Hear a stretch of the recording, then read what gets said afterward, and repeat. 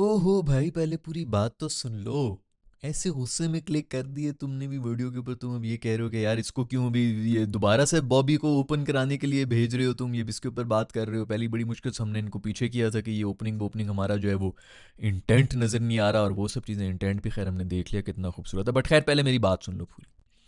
देखो भी बॉबी वापस तो आ गया, नई टीम हमने अनाउंस कर ली है T20 के अंदर, उसके अंदर भी बात कर लेंगे। माशाल्लाह 4 घंटे के बाद वर्ल्ड कप हो रहा है, हमारी अभी तक टीम कॉम्बिनेशन ही नहीं चेक हो रही है। अभी ये सीरीज जो होगी इसके अंदर पता चलेगा, ये भी अगर ना चले तो हम एक नए लोगों के साथ हम जाएंगे, ये जो आगे वर्ल्ड कप होने लगा है 4 घंटे के बाद। तो खैर बॉबी की जहाँ तक बात है भैया, बॉबी टीम के अंदर तो आ गया है। माइक हसन हसन साहब ने ये कहा है कि भाई ये जो बॉबी है इसको हम नंबर 3 के ऊपर भेजेंगे, और ये बड़ा ही ज़बरदस्त डिसीजन है हमारा, और बॉबी को जो है वो हमने वापस लेकर टीम में। मैं बहुत खुश हूँ। फिर निकाला क्यों था करते हैं तू खुश है। खैर पॉइंट मेरा ये है कि बॉबी भाई अगर कहीं रन बना सकता है ना, तो वो सिर्फ और सिर्फ पहले 6 ओवर्स के अंदर बना सकता है। अब पहले 6 ओवर्स में सारे 6 ओवर्स तो बॉबी ने खेलने नहीं है। तो अगर बिल्कुल ही हाइपोथेटिकली सोचा जाए तो 3 ओवर इसके तो 3 ओवर दूसरे के इस तरह ही हैं, तो 3 ओवर्स को कहीं मिलते हैं। उन 3 ओवर में भी कोई हर बॉल पे तो चौका मारेगा नहीं, लेकिन कोई चौके निकाल लेते हैं क्योंकि फील्डर आगे खड़े हुए होते हैं, बॉल नहीं होती तो निकाल लेता है। तो वो 3 ओवर की जो इसको कोई बैटिंग मिलती थी उसी के अंदर ये रन्स बनाया करता था, जो कि आप पुराना भी उठा के देख सकते हैं, इसका पिछला भी जो भी स्टैट्स वगैरह चल रहे होते थे। ये पहले पावर प्ले में फिर भी तेज खेल रहा होता था, पावर प्ले के बाद ब्रेकें लग जाती थी क्योंकि उसमें से बैटिंग नहीं होती, तभी ये ओपनिंग पे आया करता था। तो अब अगर उसको टीम में रख दिया है, मेरा ख्याल में उसको करवानी चाहिए ओपनिंग, कि बेटा तू ओपन कर और इसके अंदर तू खुल के चौके निकाल, जो भी तू निकाल सकता है। आउट हो गया तो चलो ठीक है, अगले तो हैं ही आपके इंटेंट से भरपूर, लेकिन तू कम से कम पावर प्ले के अंदर। अब देखो आप अगर पुराने हमारे उठा के देख लें तो पावर प्ले के अंदर हम 6 ओवरों में 45 तक रन तो हमने बनाए हुए होते थे।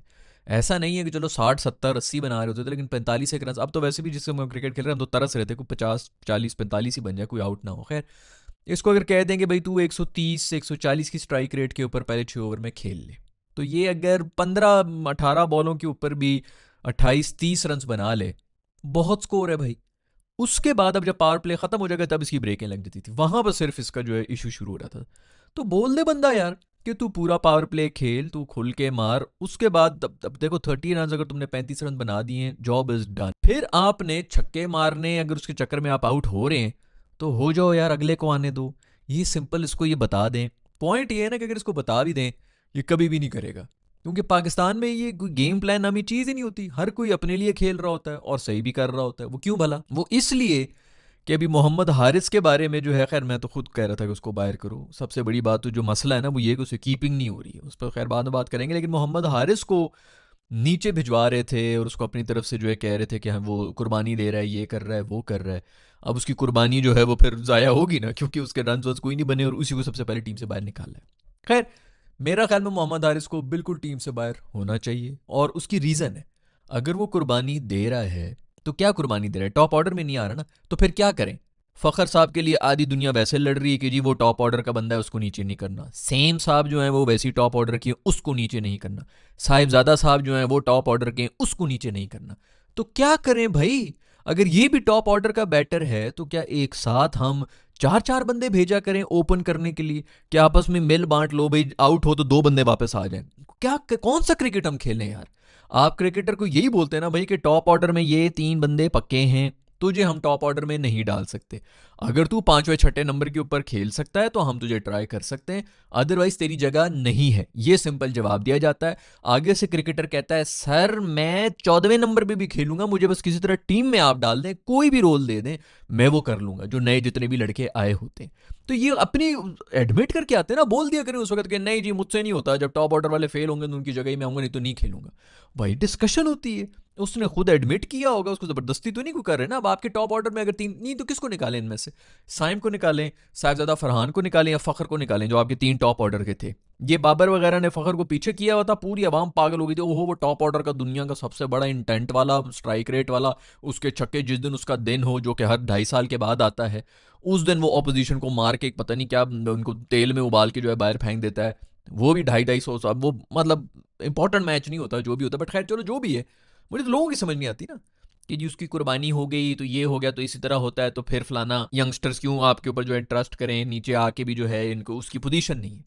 भाई फुटबॉल के अंदर अगर आप, हर किसी को शौक नहीं कि मैं भी गोल करूं, ओ भाई जब हमारे पास स्ट्राइकर हैं दो टीम के अंदर, तो हम तुझे क्यों रखें भाई, तू स्ट्राइकर है ना, गुड यार, वेरी गुड, लेकिन अभी हमारी तो सीटें फुल हैं, तो तू बाहर बैठ ना, फिर इनकी रिप्लेसमेंट होगी, दुआ करें इनमें से कोई इंजर हो, दुआ करें इनकी फॉर्म गंदी हो जाए, फिर बंदा इसीलिए कुछ ना कुछ, उसके बाद सबको शौक होता है गोल करने का, सबको शौक होता है ऊपर से आके जो है सबसे पहले बैटिंग करने का, सबसे पहले मेरी बैटिंग होगी फलाना, लोग बैटिंग लेके भाग जाया करते थे बचपन में, लेकिन फिर यही पे कॉम्प्रोमाइजेस करने पड़ते हैं आपको, नहीं तो बैठ जाओ, फिर कहो कि नहीं मैं टॉप ऑर्डर का हूं, मैं नीचे आऊंगा नहीं, मैं पीछे बेंच के ऊपर बैठ जाऊंगा, टीम में भी आना है, तो मेरा ख्याल में तो इसके ऊपर ये बिल्कुल डिबेट नहीं होनी चाहिए कि वो नीचे आके नहीं चला तो ऊपर आके नहीं चला, तो इसमें उसका क्या कसूर है, किस्मत का कसूर है भाई, दुआ करता कि जी नीचे से आके वो 20-20 रन बना लेता और ऊपर वाले आपके फेल हो जाते, तो उसने आ जाना था, अभी ये यही छुरी लटक रही है हमारे साइम अयूब साहब के ऊपर लटक रही है, साइम अयूब साहब अगर अभी फेल हो गए इस सीरीज के अंदर भी जो साउथ अफ्रीका वाली आ रही है, तो मोस्ट ऑफली ये भी गए हैं, टीम से बाहर ही हैं, फिर उसकी जगह आ जाना भाई हारिस भाई, तुम आ जाना, अब ये फेल हुआ है हारिस, तो इसलिए उस्मान खान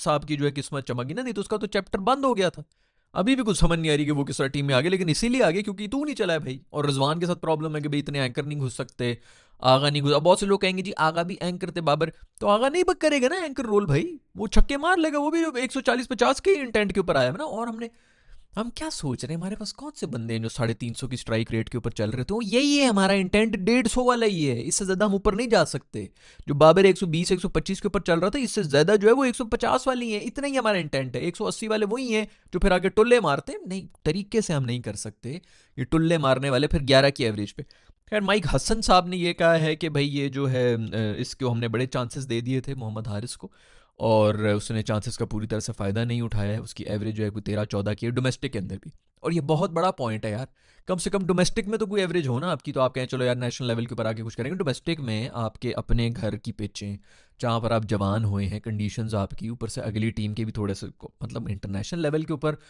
यार ज़मीन आसमान का फ़र्क हो जाता है जब आपके जो है वो ऑडियंस बढ़ जाती है, इवन अगर आप डोमेस्टिक ही खेल रहे हो, अगर पूरा स्टेडियम भर जाए ना तो और किस्म का प्रेशर आ जाता है, इधर पूरे पूरे मुल्कों का मतलब अवाम आपको देख रही है, टीवी पे आप आ रहे हैं, आपको पता है कि जी एक और मुल्क है, फिर पॉलिटिकल जिस किस्म के चल रहे होते हैं उनके सामने आके हर किसी के मतलब ये बस की बात नहीं है ना, आप अगर डोमेस्टिक के अंदर 50 के एवरेज वाले हों तो आपसे उम्मीद की जा सकती है चलो इंटरनेशनल कम से कम 20-25 करने वाला तो ये होगा एवरेज, जब डोमेस्टिक में भी आप नहीं चल रहे हैं, मेरा नहीं ख्याल कि आपकी कुछ जगह वगह बननी चाहिए, बस सिर्फ ये कि जी इंटेंट है और बातें हैं, इंटरव्यू के अंदर हमने ये कह दिया वो कह दिया, ठीक है, राइट ऑफ नहीं करना चाहिए, बिल्कुल भी नहीं करना चाहिए, पीएसएल वगैरह हो रहे थे, बाकी भी लीग्स हो रहे थे, दोबारा फॉर्म में आएगा, वापस आ जाएगा, कोई ऐसा नहीं है, वो करियर खत्म नहीं होगा कि जी बस बिल्कुल खत्म और एंड, और फिर दोबारा कभी शक्ल भी ना दिखाना, हमारी भी थोड़े ज़्यादा जज्बाती हो रहे थे, बिल्कुल परफॉर्म करो, वापस आ जाओ टीम में, लेकिन फिलहाल मेरा ख्याल में कोई जगह बनती नहीं।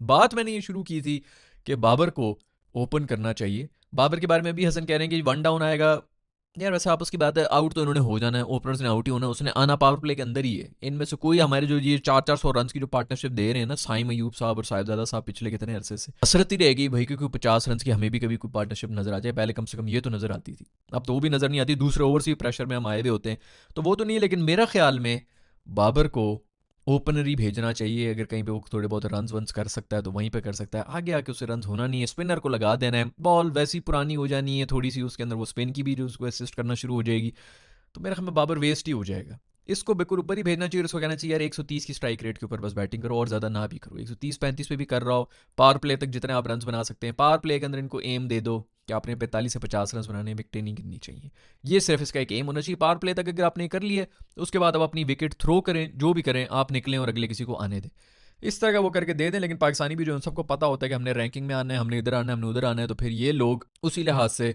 इंडिविजुअल की गेम है ना यहाँ पर, तो इंडिविजुअल फैंस ही चल रहे होते हैं, कोई ऐसा तो है नहीं कि टीम के लिए खेल के चला गया, तो खैर ये मेरा मशवरा है हमारी टीम को, इससे पहले मैंने बहुत पहले मशवरा दिया था कि भाई ये बस सिर्फ एंकर करे 125 की स्ट्राइक रेट के ऊपर, चलो आसपास वाले आके 170 की स्ट्राइक रेट के ऊपर पाने, वो मेरा ख्याल में ये कर ही नहीं सकते हैं, तो ठीक है, अब मेरा ये मशवरा है, अगर बहुत ज़्यादा आपका हो भी रहा है ओपन करवाएं, क्योंकि ओपन में भी जो आ रहे हैं कोई ऐसी फॉर्म में तो नहीं है, साइम साहब की क्या ओपनिंग की फॉर्म है, कोई भी फॉर्म नहीं है, अच्छा ज़रा शायद वो इनके साथ खेल रहा होगा, शायद थोड़ा सा उस पर प्रेशर कम होगा, क्योंकि साहबजादा फरहान और साइम जब होते थे तो साइम साहब सीनियर बने होते थे कि जी मैंने सब कुछ करना है, और फिर जब फ़खर भाई आए थे तो फ़खर भाई तो वैसे ही सबसे बड़े काके बन जाते थे, 4000 साल का उनका एक्सपीरियंस है, और सारा का सारा प्रेशर जो है वो साहबजादा फरहान पे और साइम पे होता था कि जी हमने अब स्ट्राइक रेट भी बढ़ानी है, फ़खर भाई से तो नहीं लगी रही, उनसे तो टाइमिंग नहीं हो पा रही है, तो वैसे भी सीनियर है तो उनकी इज्जत भी करनी है, तो इज़्ज़तों में हमारी जो है ना आधे ज़्यादा आवाम जलील हो जाती है कि जी इसकी इज्जत तो उसकी इज्जत, फलानी इज्जत, खोखली इज्जतें कर करके ख्वार हो गए हम, तो ये कहा कि जी मैं इसकी सिलेक्शन के ऊपर बहुत खुश हूँ जो हमारे दोस्त बाबर की हुई भी, और फ़खर ने कहा कि मैंने ओडीआई खेलना है, पूरी दुनिया मतलब ओडीआई से भाग रही। ओडीआई ख़त्म होने वाला है, वो ओडीआई में अपना फ्यूचर ढूंढने के लिए गए। सीधी तरह बोल दो भाई, ड्रॉप किया हुआ है। उनको पता है कि टेस्ट के अंदर तो रेड बॉल पे तो वैसे ही नहीं चल सकता। दूसरा ये कि T20 आई के अंदर उसकी कोई फॉर्म नहीं चल रही, तो ओडीआई के अंदर फिर भी थोड़ा सांस लेने का टाइम होता है। वहाँ पर आराम से कुछ करके शायद फॉर्म आ जाए तो आ जाए। और ये अगर फेल हो जाए साइम वगैरह, तो इनकी जगह पे फ़खर को डाल देंगे। यही इनका पूरा प्लान है, लेकिन खुल के बताना भी नहीं, क्योंकि हम तो काके हैं, हमें तो समझ नहीं आ रही किसी चीज़ की। अगर ये टॉप ऑर्डर जो है अभी जो जो भी ये सीरीज़ होगी उसके अंदर वो चल पड़ा, और फ़खर भाई कहीं जो है वो हल्के फुल्के ही ओके टाइप ही गए ओडीआई में, तो फ़खर भाई आउट हैं, अभी भी आउट ही हुए हैं। ओडीआई में कौन फ्यूचर ढूंढ रहा है भाई? और नहीं है, उनकी भी फॉर्म नहीं है। पूरा पीएसएल जो पिछले मतलब रेलू कट्टा पीएसएल होता है हमारा यार, उसके अंदर जो बंदा नहीं स्कोर कर रहा है उसको हम किस चक्कर में रख रहे हैं। खैर, हमारे साइम भाई की भी कोई फॉर्म तो नहीं है। तो मुझे नहीं लगता कि उनके भी ज़्यादा चांसेस हैं। यू नेवर नो कि अगर वो अगर स्कोर कर लेते हैं तो फिर फ़खर भाई पीछे ही। खैर भी अगर गौर किया जाए, और ये मतलब अगर फ़र्ज़ करो साइम भी जो है वो निकल जाए, मतलब अच्छी परफॉर्मेंस ना दे, तो फ़खर को वापस डाल देंगे। या फिर अगर साहबजादा नहीं होता तो शायद फ़खर को वापस डालेंगे। तो पूरी की पूरी वही टीम होगी, जितने दी खोती उथे आण खलोती।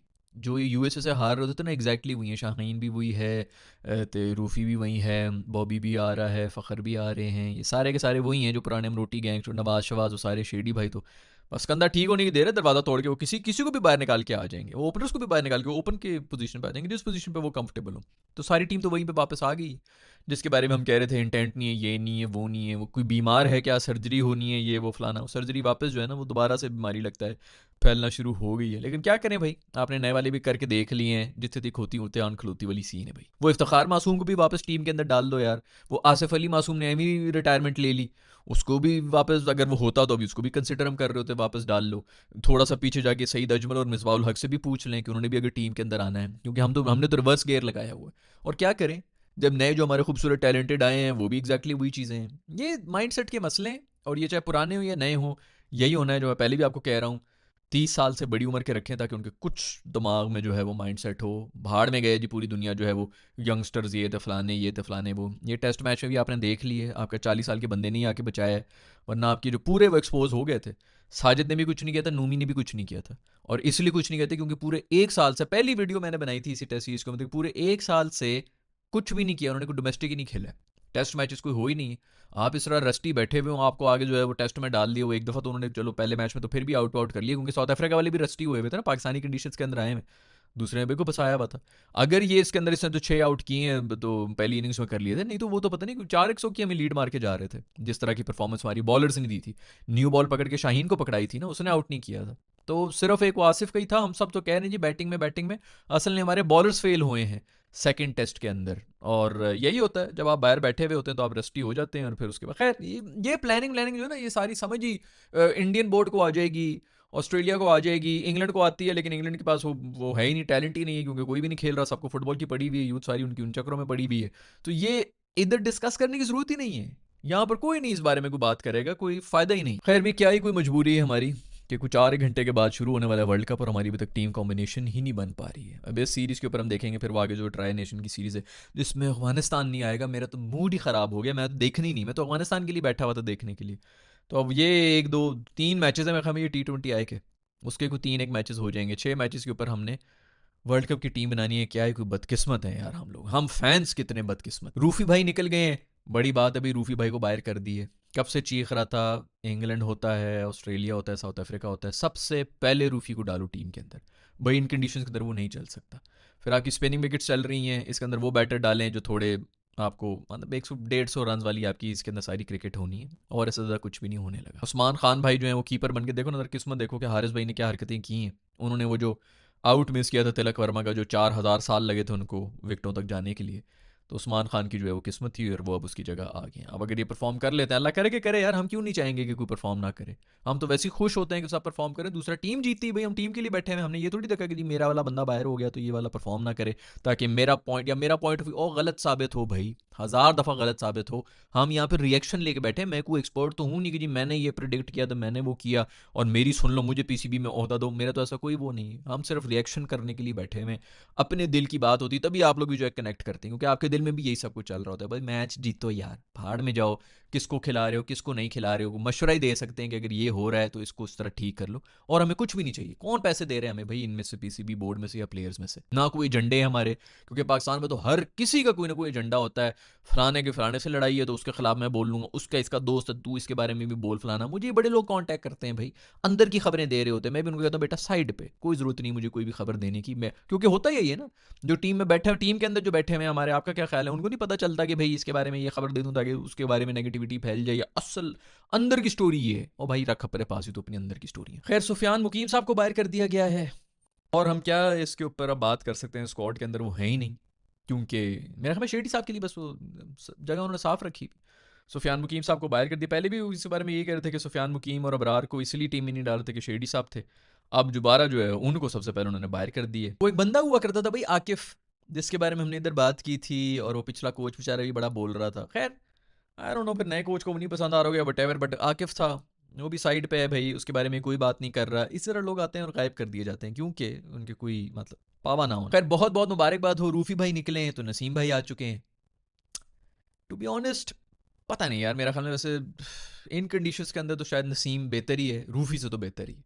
क्योंकि रूफी भाई तो बिल्कुल ब्रेनलेस उनकी वो होती है, बस उसको छोड़ दो, एग्रेशन के ऊपर बिल्कुल गुड है, लेकिन जब आपको इस किस्म की कोई एग्रेशन मिल रही हो ना, पिच की तरफ से मिल रही तो मिल रही हो, वरना आपको एक दो छक्के पड़ गए तो वो खाना शुरू हो जाएंगे, वो नहीं कर सकते।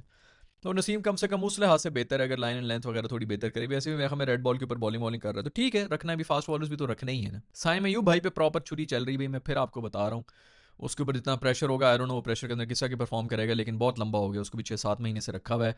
दुनिया के नंबर 1 ऑलराउंडर बने हुए हैं बाय द वे वो। खैर मुबारकबाद हो आप सबको, पाकिस्तानी प्लेयर्स को जो वो एनओसी मिल चुकी है, और क्लैरिटी हो गई है, वो जो बीबीएल वगैरह में जाना था। शुक्र है, जैसा मैं पहले भी कह रहा था कि यार इनको ज़रा जाके ऑस्ट्रेलिया में जाने दो, वहाँ पर उनके माइंडसेट जब ये देखेंगे, ड्रेसिंग रूम में साथ बैठेंगे छोटे छोटे बच्चे, जिस किस्म की बातें कर रहे होंगे कि मैंने फलानी जगह पर जाके सेंचुरी मारनी है, मैंने फलानी जगह के ऊपर फलाने स्टेज के ऊपर जाके परफॉर्म करना है, तो उनको समझ आएगा कि अच्छा ये थिंकिंग होती है प्लेयर्स की। क्योंकि इधर तो रोटी पानी प्लाजा ये कर लिया, वो क्या हाउसिंग सोसाइटी है फलानी है ये वो, इधर प्लॉट लो उधर प्लॉट लो, इतने पैसे बना लो, दैट्स इट। वो नेशनल टीम में आ जाते हैं तो उनको समझ नहीं आती अब आगे क्या करना है हमने, ज़्यादा तो उनको कुछ समझ आती है तो वो ये समझ आती है अब आगे हमने कप्तान बन जाना है। ये इन सब की जो दौड़ है वो सिर्फ कप्तानी की है, क्योंकि विजन ही नहीं है को आगे जो है कि मैंने अपनी टीम को जिताना है, वट एवर ये वो, सबसे ज़्यादा रन्स बनाने हैं, ये वो करने हैं फलाना, कुछ भी नहीं है ग्लोबल लेवल के ऊपर उनका कोई एम्स ही नहीं है।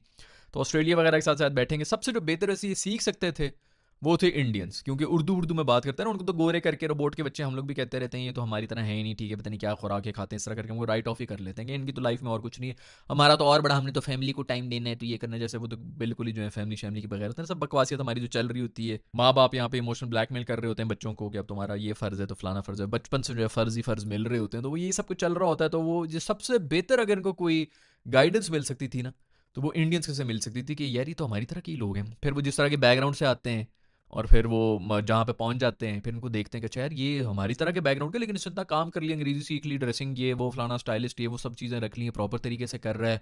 मैनेजर्स वगैरह इसके जो है वो सिर्फ मतलब वो नहीं है कि सिर्फ पैसे की बात कर रहे हैं, और भी बड़ी चीज़ों के ऊपर काम कर रहे हैं। फिर इनके एम्स देखो कि कैसे हैं। मैं पहले भी बताया, आप किसी भी ये इनके मतलब यंग बच्चों को उठा के देख लें, उनके दिमाग में यही होगा कि जी मैंने लॉर्ड्स में जाके सेंचुरी मारनी है, मैंने जी सिडनी में जाके सेंचुरी मारनी है, मैंने उधर हराना है, मैंने बॉर्डर गवास्कर ट्रॉफी के अंदर अपने टीम को जिताना है। वो इस किस्म के उनके शुरू में टेस्ट के उन्होंने एम्स बनाए हुए कि मैंने इधर जाके ये करना है, इस ग्राउंड के ऊपर जाके मैंने ये करना है, पहले से उनके ये बनाए हुए। उनका ये कोई नहीं कि जी मैंने इंडिया की टीम का कप्तान बन जाना है और वटेवर, ऐसा कुछ भी नहीं है। और ये भी कप्तान टीम में आने के बाद इनको पता चलता है। तो इस किस्म के एम्स होते तो वहाँ पे जाकर इनको थोड़ा सा पता भी चलता है, अच्छा प्रोफेशनलिज्म भी होता है, हमारी तरह के लोग हैं और ये भी प्रोफेशनल्स हैं, ये भी जो है रोटी गज़ा और इन सब चीज़ों को जो है कर, क्योंकि गोरे तो वैसे भी। और ये मैं आपको बता दूं, गोरे जब इधर आते हैं ना पीएसएल के अंदर, गोरों का इधर इंडिया में पाकिस्तान में आके सबसे पहला जो एक एक्सपीरियंस करने का होता है ना कि अच्छा जी हम ये एक्सपीरियंस करेंगे, वो होता है खाना। तो ये जो लग रहा होता है ना इनको कि ये नहारी भी खा रहा है, तो ये बिरयानी भी खा रहा है, तो ये फलाना भी खा रहा है, वो खा रहा है, वो इसी सिर्फ एक इसी शौक में आए होते हैं गोरे कि यार जरा खाने तो ये इनकी कुजीन तो चेक करें, क्योंकि ये वहाँ पर एक डेलिकेसी है भाई। उधर बाहर जो बैठे हुए होते हैं वहाँ पर उनको ये मिलते भी हैं तो मतलब, और पाकिस्तान में और ऑफर किया है मीठे में भी वो खा लेंगे कि ये भी चेक करें, ये भी नए नए स्नैक्स जो है उनके दिमाग में आ रहा होता है। तो वो उनका एडवेंचर ही है कि यहाँ पर आके इनकी ये सौगातें ये हम ट्राई करें, और ये बड़े फ़ैन भी हैं मसालों के और स्पाइसेस के और इस किस्म की चीज़ें, इनके लिए एक एडवेंचर हो जाता है ये सब कुछ करना। हमारे जो है वो खुश हो रहे होते हैं। बल्कि इनफैक्ट मुझे याद है बहुत अर्सा पहले मेरे ख्याल में किसी एक्सपर्ट ने हमारे जो यही पीएसएल वीएसएल की थे और फिर वो टीम के साथ ही बैठे हुए थे कि ये आके सब खा रहे होते हैं। ये मुझे अभी याद आया कि हमारे ये सीनियर कोई वो था, ये कोई मैनेजमेंट का बंदा था, तुम लोग नीचे कमेंट्स पे लिख देना कौन था, मुझे याद है 1.5 साल पहले उसने ये बोला था कि वो जो ऑस्ट्रेलियन आते हैं वो भी आके बिरयानियाँ निहारियाँ और ये सब खा रहे थे, वो ट्राई कर रहे होते हैं। और वो क्या करें यहाँ पर आके, नाइट क्लब्स है नहीं, कोई नाइट लाइफ है नहीं तुम लोगों की, तो वो आके रोटियाँ ही ट्राई करना शुरू होते हैं कि अच्छा ये क्या है, ये नान है, रोगनी, ये भी चख के देखो, तो वो मसाले वाला, तो वो भी उनका एडवेंचर ये चल रहा होता है। मुझे यहाँ तो समझ नहीं आती यार, या तो हम पागल हैं, कॉमन सेंस है यार ये, दुनिया से बाहर भी ये फिरते हैं, इन्होंने देखा हुआ भी है, एक्सपोजर भी है, that's the only thing that they've got यार। यहाँ पर आके उन्होंने खाना ट्राई करना होता है, और ये उनकी मिसालें दे रहे होते हैं कि वो भी खाते हैं जी, पीएसएल में हमारे साथ होते थे, बिरयानी निहारी हलीम वो सब कुछ खा रहे होते हैं, तो हम भी खाएंगे। तो ये इंडिया वालों के पास अगर जाएंगे ना, वहीं से सीख सकते हैं, अदरवाइज ये नहीं सीख सकते। लेकिन बट चलो, बीपीएल वगैरह में जाएं, कम से कम इनको पता चले कि अप्रोच क्या होती है, टीम वर्क क्या होता है, अपने लिए नहीं खेलना होता, टीम के लिए खेलना होता है। और मैटर वही करता है कि टीम को आपने जिताया कि नहीं जिताया, अपने स्कोर मैटर नहीं करते। खैर, ये सब भाई नया T20 स्क्वाड हो गया है, अनाउंस हो गया है, टीम बन रही है, हमें परसों एक से मैचेस भी शुरू होने वाले हैं, कल से होने, आई डोंट नो कि कब से हो रहे हैं, मैंने चेक नहीं किया। बट आप लोगों का क्या कहना है इन सब चीज़ों के बारे में? बॉबी को ओपन करना चाहिए, नहीं करना चाहिए, वन डाउन आना चाहिए? जो मैंने आपको लॉजिक दी है कि बॉबी अगर कहीं रन कर सकता है तेजी से, तो वो ऊपर से ही आके कर सकता है, नीचे तो उसने वैसे ही कुछ नहीं करना, तो ऊपर से ही कर दो ताकि कम से कम कुछ चौके शौके निकल जाएं। अब आई डोंट नो, फिर उसके बाद वही सैमसंग को पीछे करेंगे, जो भी करेंगे। आपका जो भी कहना है लिख दें, किसको टीम से नहीं निकालना चाहिए था, किसको रखना चाहिए था, क्या हो रहा है क्या नहीं हो रहा, जो भी कॉमेंट्स है नीचे कॉमेंट्स में लिख कर बता दो भाई। और टीम कॉम्बिनेशन क्या होगी, स्पेशली आगे वर्ल्ड कप में क्या होगी। मैं मिलूंगा आप लोग से नेक्स्ट वीडियो के अंदर, अपना ख्याल रखिएगा, अल्लाह हाफिज़।